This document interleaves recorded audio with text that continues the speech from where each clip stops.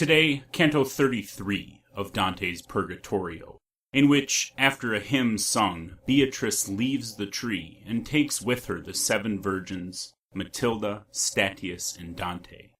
She then darkly predicts to our poets some future events. Lastly, the whole band arrives at the fountain, from whence the 2 streams, Lethe and Eunoe, separating, flow different ways, and Matilda, at the desire of Beatrice, causes our poet to drink of the latter stream. Now, on Kurt reads a poem, Canto number 33 of Dante's Purgatorio.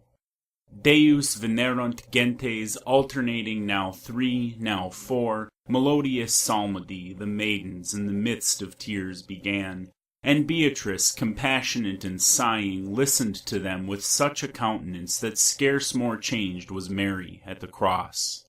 But when the other virgins place had given for her to speak, uprisen to her feet, with color as of fire, she made response, Modicum et non vitibitis me, et iterum, my sisters predilect, modicum et vas vitibus me.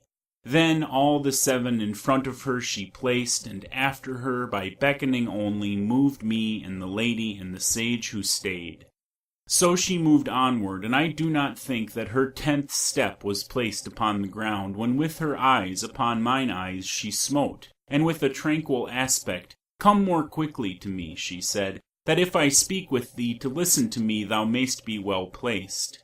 As soon as I was with her, as I should be, she said to me, Why, brother, dost thou not venture to question now, in coming with me? As unto those who are too reverential, speaking in presence of superiors, who drag no living utterance to their teeth, it befell me that without perfect sound began I.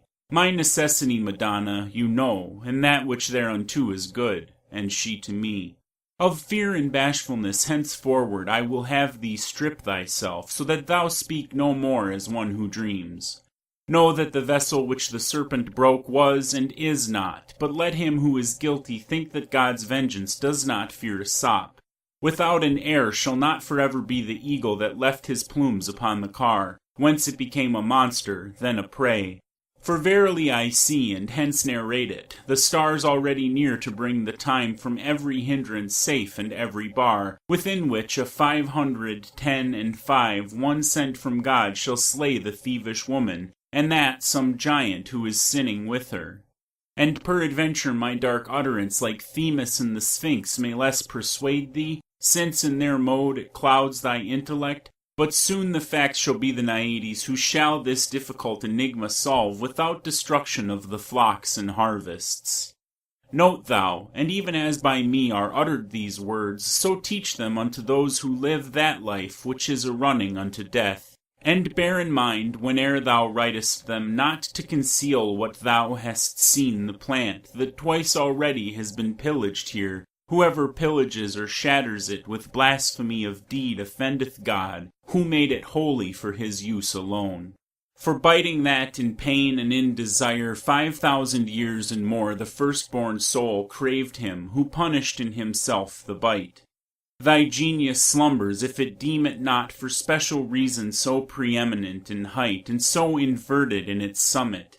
And if thy vain imaginings had not been water of Elsa round about thy mind, and Pyramus to the mulberry their pleasure, thou by so many circumstances only the justice of the interdict of God, morally in the tree wouldst recognize.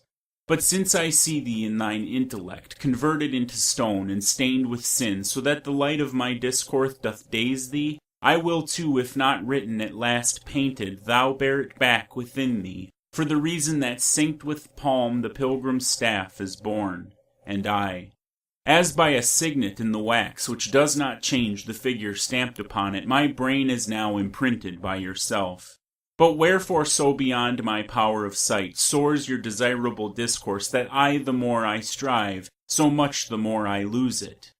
That thou may recognize, she said, the school which thou hast followed, and mayst see how far its doctrine follows after my discourse, and mayst behold your path from the divine distance as far as separated is from earth the heaven that highest hastens on.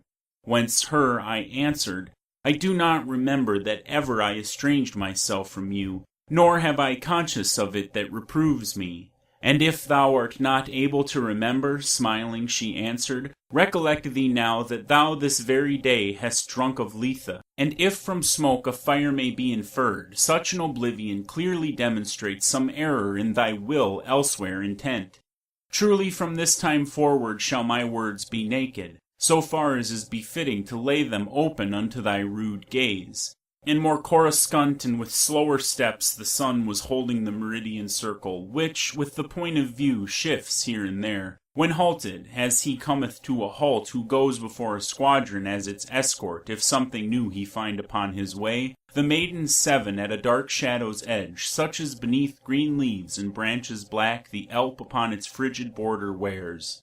In front of them the Tigris and Euphrates methought I saw forth issue from one fountain, and slowly part like friends from one another.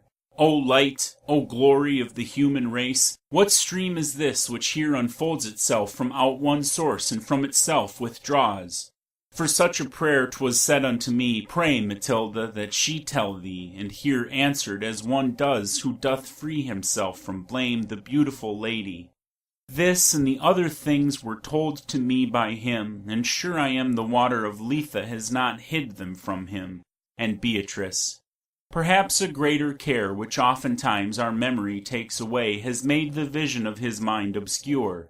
But behold, that wonder rises, lead him to it, and as thou art accustomed, revive again the half-dead virtue in him. Like gentle soul that maketh no excuse, but makes its own will of another's will as soon as by a sign it is disclosed.